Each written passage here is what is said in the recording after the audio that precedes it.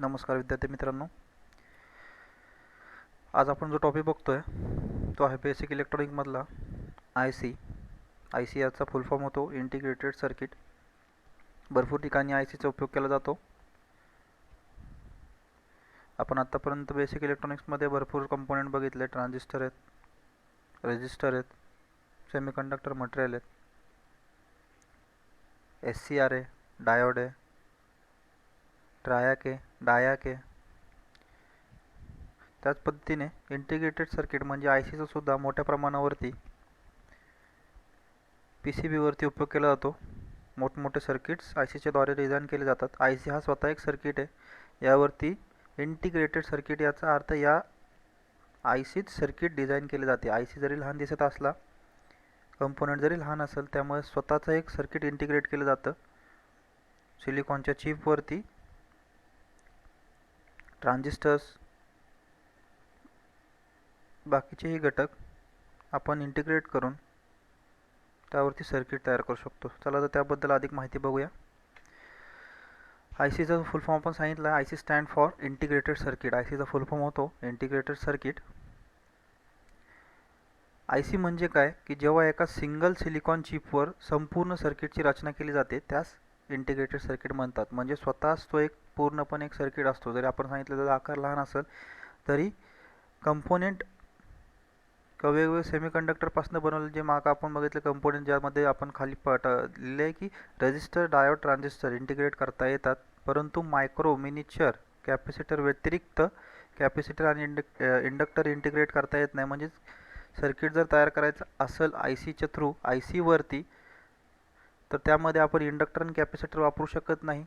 बाकी resistor, diode आणि transistor वापरून किंवा मायक्रो मिनिचर कॅपॅसिटर वापरून आपण सर्किट इंटिग्रेट करू शकतो. म्हणजे आपण सर्किट पूर्णपणे तयार करू शकतो एका लहान IC वरती. भरपूर ट्रान्झिस्टरचं मिळून, भरपूर डायोड टाकून, भरपूर रेजिस्टर्स टाकून याप्रमाणे आपण IC तयार करू शकतो. IC घटक लहान आहे, परंतु त्यावरती भरपूर पद्धतीने सर्किट इंटिग्रेट केले जातात. भरपूर पद्धतीने IC चा उपयोग सुद्धा केला जातो. या ठिकाणी IC चा जो उपयोग आहे इंटिग्रेटेड सर्किटचा उपयोग व्होल्टेज रेग्युलेटर म्हणून, ऑडिओ एम्प्लिफायर मध्ये म्हणजे एम्प्लिफायर मध्ये वापरतात, टीव्ही सर्किट मध्ये वापरतात, तसेच कॉम्प्युटर मध्ये सुद्धा IC चा उपयोग केला जातो. IC चे प्रकार पण भरपूर आहेत. IC चे टाइप्स बघा. SIP IC ज्याला single in line pin package म्हणतात, DIP IC dual in line pin package, quad IC quad pin package, PGA IC pin grid array, BGA IC ball grid array, PLCC IC plastic loaded chip carrier, LCC IC loaded और leadless chip carrier. या पद्धतीने जवळपास 7 प्रकार पडतात IC चे. त्याबद्दल आपण माहिती बघूया. हा जो आहे यामध्ये SIP आणि डीप IC दाखवला आहे. SIP याचा अर्थ single in line pin package. Single in line का म्हणतात तर हे जे दाखवलेत या साईडला हे सिंगल इन लाइन आहे का तर ह्याची IC ला जे पिन्स दाखवलेत हे एकाच बाजूला आहे. हे SIP IC का म्हणतात, सिंगल इन लाइन आहे. सिंगल इन लाइन याचा अर्थ या IC च्या एकाच बाजूला पिन आहेत, दुसऱ्या बाजूला पिन कुठेही नाही आहे, म्हणून याला single in line pin package IC म्हणतात या ठिकाणी पण. आणि डीप IC याचा अर्थ dual in line pin package म्हणजे दोन्ही साईडला. या ठिकाणी आपण बघू शकतो या IC च्या दोन्ही साईडला पिन्स आहेत, टर्मिनल्स आहेत, त्यामुळे याला डीप IC म्हणतात, dual in line pin package. हा single in line pin package आहे, या साईडला 3 दाखवलेत ते आणि या साईडचे जे दाखवलेत ते डीप IC आहेत, dual in line pin package. त्यानंतर येतो क्वाड IC. आपण आजकाल बघतच असाल मोबाईलमध्ये क्वाड कॅमेरा सेटअप येतो. क्वाड कॅमेरा सेटअप याचा अर्थ काय असतो की बॅक साईडचे जे कॅमेरे असतात मोबाईलमध्ये, रिअर कॅमेरा, त्यामध्ये 4 कॅमेऱ्याचा सेटअप आता सध्या येतोय, त्याला क्वाड IC क्वाड कॅमेरा म्हणतात. त्याच पद्धतीने क्वाड IC म्हणजे या IC च्या चारही बाजूला टर्मिनल असतात. आपण बघू शकतो या ही जी मधली IC दाखवली आहे याच्या चारही बाजूला काय दाखवलेत, टर्मिनल दाखवलेत. या ठिकाणी IC चारही बाजूला याला टर्मिनल आहेत. आपण PCB वरती चारही बाजूला याला इंटिग्रेट करू शकतो. चारही बाजूला टर्मिनलला याला सोल्डरिंग करावं लागतंय, त्यामुळे हा क्वाड IC आहे. त्यानंतर हा PGA आणि BGA IC दाखवलेत. PGA याचा अर्थ पिन ग्रिड ॲरे आणि BGA याचा अर्थ बॉल ग्रिड ॲरे. आता PGA म्हणजे काय, पिन ग्रिड ॲरे. मग तुमचे कॉम्प्युटरचे जे प्रोसेसर आहेत हे PGA मध्ये येतात. PGA मध्ये येतात म्हणजे काय, PGA 748, 1156, 1150, 1148 हे PGA प्रोसेसर असतात. PGA म्हणजे काय, घ्यायला पिन असतात, पिन ग्रिड ॲरे. हे जे प्रोसेसर आहेत किंवा हे जो IC आहे, या IC ला पिन असते. हे जे पिनं दिसतात हे, या पिन असतात IC ला. हे कॉम्प्युटरचे प्रोसेसरमध्ये असतात. पिन ग्रिड ॲरेमध्ये प्रोसेसर येतो, त्या पद्धतीने IC ला पिन असतात, त्यामुळे याला पिन ग्रिड ॲरे म्हणतात. आणि बॉल ग्रिड ॲरे म्हणजे काय, या ठिकाणी पिन नसतात, डॉट डॉट डॉट डॉट असे बॉल बनवलेले असतात. हे डॉट डॉट दिसतात हे प्रत्येक डॉट डॉट म्हणजे हा बॉल पद्धतीने म्हटलं जातं, त्यामुळे याला बॉल ग्रिड ॲरे म्हणतात. मदरबोर्डवरती जी ग्राफिक चिप असते, ह्या पद्धतीने ग्राफिक चिप जी असते ती पिन ग्रिड ॲरे स्वरूपात नसते. याला टर्मिनल तुम्हाला दिसत नाही, टर्मिनल जे असतात ते आतल्या बाजूला असतात. त्यामुळं याला ही जी ग्राफिक चिप आहे ही एक बॉल ग्रिड ICचं काम करते. त्यानंतर PLCC and LCC IC. PLCC याचा अर्थ प्लास्टिक लोडेड चिप कॅरियर. ही जी दिसते ही प्लास्टिकच्या कॅरियरमध्ये, हे जो बाजूचा भाग आहे हा प्लास्टिकच्या कॅरियरमध्ये लोड केलेली ही IC आहे. सगळा भाग जो आहे, चारी बाजूवर टर्मिनल आहेत, पण हा प्लास्टिकच्या चिप कॅरियरमध्ये बनवलेला आहे, त्यामुळे ह्याला प्लास्टिक लोडेड म्हणतात. या ठिकाणी जे दाखवले कसा बसतो माउंट होतो तो पण दाखवला आहे. Plastic loaded carrier chip carrier हा एक पद्धतीचा IC आहे. दुसरा आहे LCC leadless chip carrier. Leadless याचा अर्थ काय, ह्याला लीड नाही आहेत, ह्याला डायरेक्ट टर्मिनल दिलेत, हे डायरेक्ट IC वरती दिलेत, आतल्या बाजूला दिलेत. ज्यावेळेस तुम्ही याला माउंट करताल तेव्हा थोडेसे बाहेरच्या बाजूने तुम्हाला टर्मिनल बाहेरच्या बाजूने थोडेसे दिसतील, पण शक्यतो टर्मिनल आतल्या बाजूला आहेत, त्यामुळे हा लीडलेस आहे, याला कुठल्या पद्धतीने लीड दिलेली नाही, त्यामुळे याला लीडलेस चिप कॅरियर म्हणतात. हे ICचं वर्किंग दाखवले. क्वाड जो IC आहे, नॉर्मली असे IC यूज होतात सर्किट बोर्ड, प्रिंटेड सर्किट बोर्डवरती. त्याचं वर्किंग कसं होतं दाखवले. चारी बाजूला एका साईडला ह्याला पॉवर सप्लाय दिला जातो. कॉम्प्युटरवरती जर जोडला असेल तर इनपुट सिग्नल कॉम्प्युटरकडनं याला दिले जातात, जे बायनरी डिजिटल सिग्नल्स असतात. कंट्रोल सिग्नल्स पण येतात आणि त्यानंतर तो आउटपुटमध्ये तो वर्किंग करतो. या पद्धतीने जे चार टर्मिनल असतात क्वाड ICचे ते या पद्धतीने काम करतात. एका साईडचे जे टर्मिनल असतात त्याला पॉवर सप्लाय दिला जातो. दुसऱ्या साईडला जे टर्मिनल असते त्याला कॉम्प्युटरकडनं किंवा काय तुमचा काय डिव्हाइस असेल ज्यासाठी तुम्ही तो IC तयार केला आहे त्याचे इनपुट सिग्नल्स येतात. एकाच साईडच्या टर्मिनलला त्याला कंट्रोल सिग्नल्स येतात आणि त्यानंतर तो वर्किंग करतो आउटपुट सिग्नल्स. हा स्वतः सर्किट जे तयार केले तुम्ही त्याचवर तो आउटपुट सिग्नल्स देतो. आणि एक ग्राउंडची सुद्धा पिन असते, या ठिकाणी ग्राउंडची पिन असते ज्याला अर्थ केलं जातं किंवा ग्राउंड केलं जातं. आता ICचे आपण काही प्रकार बघितलेत, तर त्यामध्ये व्होल्टेज रेग्युलेट IC सुद्धा असतो. व्होल्टेज रेग्युलेट याचा अर्थ ICचा उपयोग व्होल्टेज रेग्युलेट करण्यासाठी सुद्धा होतो, व्होल्टेज कंट्रोल करण्यासाठी सुद्धा ICचा उपयोग होतो. यामध्ये 78चे सिरीजचे आता ICला नंबर दिले जातात. 78ची जी सिरीज आहे आणि काही 79ची सिरीजच्या IC सुद्धा तुमचा व्होल्टेज रेग्युलेट म्हणून काम करतात. याच्यामध्ये सर्किट जे इंटिग्रेट केलं जातं ते व्होल्टेज रेग्युलेट करण्यासाठी केलं जातं. यामध्ये 78ची सिरीज आणि काही 79ची सिरीजमध्ये व्होल्टेज हे रेग्युलेट केलं जातं. इनपुट हा व्हेरिएबल असू शकतो, परंतु आउटपुट जो असेल तो त्याच्या नंबरप्रमाणे, जो काय त्याचा नंबर असेल त्याप्रमाणे तो फिक्स आउटपुट व्होल्टेज असतो. आता यामध्ये आपण बघितलं की 7805 हा आपण ICचा नंबर दिला आहे, तर शेवटचे जे दोन डिजिट असतात म्हणजे 05 याचा अर्थ तो 5 व्होल्ट आउटपुट देईल. 7806 असेल तर तो 6 व्होल्ट आउटपुट देईल. म्हणजे शेवटचे दोन डिजिट जे असतात ते तुम्हाला व्होल्टेज किती भेटणार आहे आउटपुट हे दर्शवतात. आणि 78 म्हणजे त्या ICची सिरीज आहे. ही जी 78 आहे ही ICची सिरीज आहे आणि शेवटचे दोन डिजिट जे असतात तो तुम्हाला आउटपुट व्होल्टेज किती देईल हा डिफाईन करतो. म्हणजे आज इथं 05 दिला आहे म्हणजेच तो 5 व्होल्ट तुम्हाला आउटपुट देईल. 06 असता तर 6 व्होल्ट दिला असता. 012 असता 7812 असता तर तो 12 व्होल्ट तुम्हाला आउटपुट त्या ठिकाणी दिला असता. हा व्होल्टेज रेग्युलेट करतो IC. या पद्धतीने IC असतो व्होल्टेज रेग्युलेट. 3 टर्मिनल असतात. एक इनपुट टर्मिनल आहे, पिन नंबर 1 इनपुट आहे. 2 नंबरची जी पिन आहे ती ग्राउंडची असते, जी कॉमन असते इनला पण आणि आउटला पण. आणि 3 नंबरची जी पिन आहे ती आउटची पिन असते. हा 7805चा IC दाखवला आहे. या पद्धतीनेच सिरीज पुढे जाते आणि हा आकडा बदलत जातो. 7812 78 जे काय तुम्हाला नंबर पाहिजे असतील जास्तीत जास्त. आता हा IC वर्किंग कसा करतो, व्होल्टेज रेग्युलेट जो IC करतो, व्होल्टेज रेग्युलेटर IC तो वर्किंग कसा करतो, तर या ठिकाणी पहिला तर व्होल्टेज रेग्युलेटर IC हा व्होल्टेज रेग्युलेट करण्यासाठी वापरला जातो. आता आपण बघितलं 7805चा जो IC आहे तो 5 व्होल्ट रेग्युलेट करतो, म्हणजे 5 व्होल्ट आउटपुट तुम्हाला कंटिन्युअस आउटपुट देत राहतो. त्यानंतर त्याला हिटसिंक पण जोडलेले असते. आपण पुढे बघणार हिटसिंकचं काम काय, आपण मागं पण बघितलंय. हिटसिंकचा माहिती आपण पुढच्या स्लाइडमध्ये बघणार आहे. त्यानंतर मॅक्झिमम व्होल्टेज तुम्ही, आता हा DC सप्लायवर काम करणारा घटक आहे, जो IC आहे त्याला DC सप्लाय दिला जातो, हा मॅक्झिमम 35 ते 40 व्होल्टपर्यंत काम करू शकतो. म्हणजे 35 ते 40 व्होल्टचा सप्लाय तुम्ही मॅक्झिमम त्याला देऊ शकता. त्यापेक्षा जास्त सप्लाय आपण ICला देऊ शकत नाही. काही IC व्होल्टेज ग्रेडनुसार पण काम करतात, पण शक्यता 35 ते 40 व्होल्ट सप्लाय मॅक्झिमम त्याला दिला जातो DC सप्लाय. आणि 7805चा जर IC असेल, आपण आता विचार करतोय 7805च्या IC बद्दल. 7805चा जर IC असेल तर तो तुम्हाला कंटिन्यू काय करेल, 5 व्होल्ट DC आउटपुट देईल. त्याला हायर आपण किती सप्लाय देऊ शकतो, तो 35 ते 40 व्होल्टपर्यंत आपण सप्लाय देऊ शकतो. 35 ते 40 व्होल्ट ज्यावेळेस तुम्ही इनपुट सप्लाय देताल त्यावेळेस तो तुम्हाला आउटपुट किती देईल, 5 व्होल्ट. पण कमीत कमी तुम्ही 7.5 व्होल्टपर्यंत जरी सप्लाय दिला, 7.5 व्होल्टचा जरी तुम्ही सप्लाय कमीत कमी त्या ICला दिला तरी तो तुम्हाला 5 व्होल्ट आउटपुट काढून देणार आहे. तुम्ही 35 व्होल्ट द्या किंवा कमीत कमी 7.5 व्होल्टपर्यंत जर सप्लाय दिला तरी तो तुम्हाला 5 व्होल्ट आउटपुट सप्लाय नक्कीच देईल. फक्त त्याला 5 व्होल्टपेक्षा तुम्ही खाली सप्लाय देऊ शकत नाही. इनपुट सप्लाय जर 5 व्होल्टपेक्षा तुम्ही खाली दिला किंवा कमी दिला तर तुम्ही अपेक्षा ठेवू शकत नाही किंवा IC तुम्हाला आउटपुट 5 व्होल्ट देऊ शकत नाही. कंटिन्यूअस जर 5 व्होल्टचा सप्लाय पाहिजे असेल तर तुम्हाला कमीत कमी 7.5 व्होल्टचा सप्लाय त्याला इनपुट देणं गरजेचं आहे, जर तो IC 7805 असेल तर. त्यानंतर या ठिकाणी सांगितलं आहे की 7.2 ते 35 व्होल्टपर्यंत सप्लाय देणं अपेक्षित आहे जर तुम्हाला 5 व्होल्टचा सप्लाय आउटपुट पाहिजे असेल तर. आणि 35 जरी सप्लाय तुम्ही 35 व्होल्ट जरी सप्लाय दिला तर तो तुम्हाला 7805चा असेल तर तो आउटपुट तुम्हाला 5 व्होल्टच देणार आहे.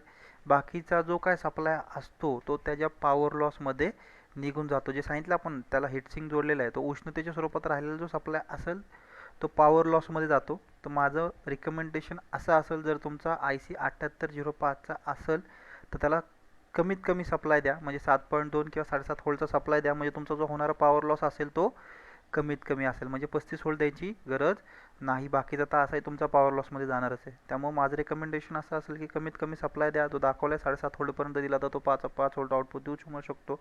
त्यामुळे 7.5 व्होल्ट 8 व्होल्टपर्यंत सप्लाय द्या, जेणेकरून पॉवर लॉस कमी होईल, उष्णता कमी निर्माण होईल. हिटिंगच्या स्वरूपात असाही तो पॉवर लॉस करत असतो. त्यानंतर आपण सांगितलं 7805चा जर IC असेल तर तो तुम्हाला 5 व्होल्ट देईल. 7806 जो असेल तो 6 व्होल्ट देईल. म्हणजे शेवटचे जे 2 डिजिट आहेत ते तुमचे व्होल्टेज आउटपुट किती देणार आहेत ते डिफाईन करतात, म्हणजे ते दाखवतात.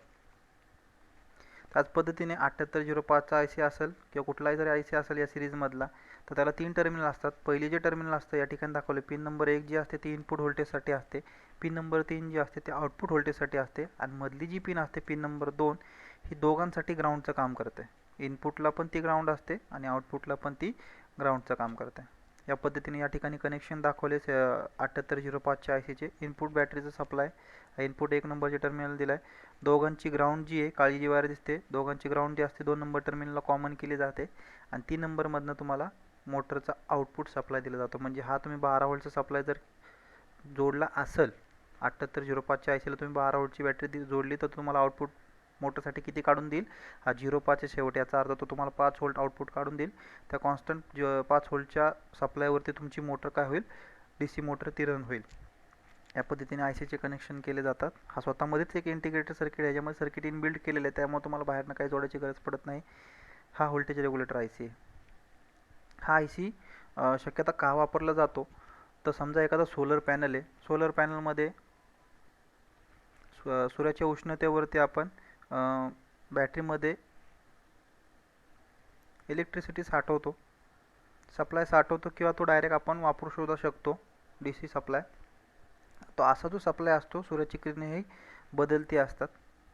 कधीही सारख्या 12 तासामध्ये किंवा सारख्या रेंजमध्ये सूर्याची किरणे ही सोलर पॅनलवरती पडत नाहीत. ज्याला आपण त्यामध्ये सोलर सेल्स असतात, चार्ज होतात, तर त्यावरती सूर्याचा प्रकाश एकसारखा पडत नाही. त्यामुळे जे व्होल्टेज तयार होतं ते कधी कमी प्रमाणात तयार होऊ शकतं, कधी जास्त प्रमाणात तयार होऊ शकतं. पण बॅटरी चार्ज करत असताना बॅटरीला कॉन्स्टंट व्होल्टेज कॉन्स्टंट करायची गरज असते. तर त्या कंडिशनला जर तुम्ही हा व्होल्टेज रेग्युलेटर IC त्या ठिकाणी वापरला तर तुम्हाला आउटपुट कसा भेटेल, कॉन्स्टंट भेटेल. पण तो कॉन्स्टंट भेटण्यासाठी याच्यावरती जो तुम्ही इनपुट सप्लाय देणार आहे तो एकसारखा असण्याची गरज आहे. म्हणजे जर तुम्ही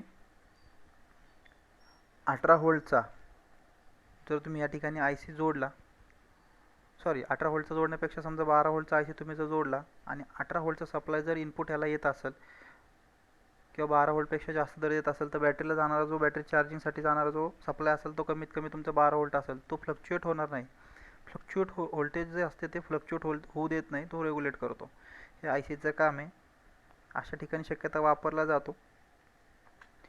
हे different types of voltage regulator I C दाखवले. जसं आपण सांगितलं 7805चा आय सी 5 व्होल्ट आउटपुट काढून देईल, 7806 6 व्होल्ट काढून देईल, 7808 8 volt, 099 9 volt, 10 volt, 12 volt, 7815 15 volt, 7818 18 volt, 7824 24 volt. जे शेवटचे 2 डिजिट आहेत ते व्होल्टेज दाखवण्याचं काम करतात. म्हणजे तुम्हाला आउटपुट किती भेटणारे व्होल्टेज ते आय सीचे शेवटचे 2 डिजिट दर्शवतात. ही सिमॅटिक डायग्राम दाखवलेली आहे. आय सी कसा जोडायचा असतो. हे पहिले पिन टर्मिनल, जे पहिले पिन जे आपण म्हणले ती इनपुट सप्लायला आहे. 2 नंबरची ती पिन आहे ती ग्राउंडसाठी आणि 3 नंबरची जी पिन आहे ती आउटपुट व्होल्टेजसाठी. या ठिकाणी कॅपॅसिटर जोडलेले दाखवले. कॅपॅसिटर का जोडले तर सप्लाय स्मूथ करण्यासाठी. इनपुट सप्लाय जो असतो तो स्मूथ करायला आणि आउटपुट सप्लाय जो असतो तो स्मूथ करण्यासाठी तुम्हाला या ठिकाणी ऑप्शनल आहे. कॅपॅसिटर जोडले तरी चालतील, नाही जोडले तरी चालेल. या ठिकाणी हीटसिंक दाखवलेली. हा जो दाखवला आहे 3 टर्मिनलमध्ये व्होल्टेज रेग्युलेटर आय सी आहे. या ठिकाणी ही जी दाखवली ही हीटसिंक आहे. हीटसिंक काम काय करते की तुमचा समजा हा आउटपुट 7805चा जर आय सी असेल तर 5 व्होल्ट तुम्हाला आउटपुट देणार आहे. तर अशा कंडिशनला तुम्ही सप्लाय जर जास्त दिला असेल, 7.5 व्होल्टपर्यंत जर सप्लाय असेल, या ठिकाणी 7.5 व्होल्टचा सप्लाय असेल तर हीटसिंकची गरज पडत नाही. पण 7.5 पेक्षा जर जास्त तुम्ही सप्लाय दिला, याला 12 व्होल्ट 14 व्होल्ट 20 व्होल्टचा सप्लाय तुम्ही दिला असेल इनपुट, तर तो राहिलेला सप्लाय 5 व्होल्ट तुम्हाला आउटपुट देईल. तो पण वरचा जो सप्लाय राहतो, जर 12 व्होल्ट दिला असेल तर 7 व्होल्ट सप्लाय राहतो.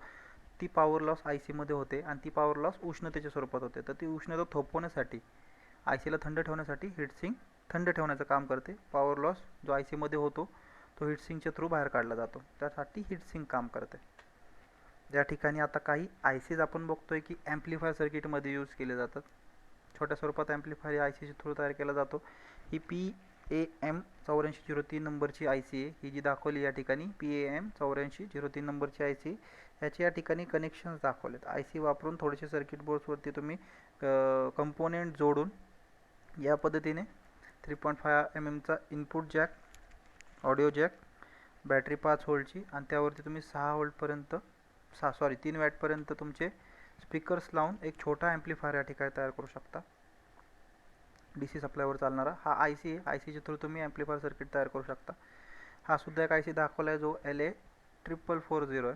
याच्या थ्रू पण आपण काय करू शकतो, बॅटरीच्या थ्रू आय सीला सप्लाय देऊन हा जो स्पीकर दाखवला आहे 20 वॅटचा तुमचा आउटपुट या ठिकाणी भेटू शकतो.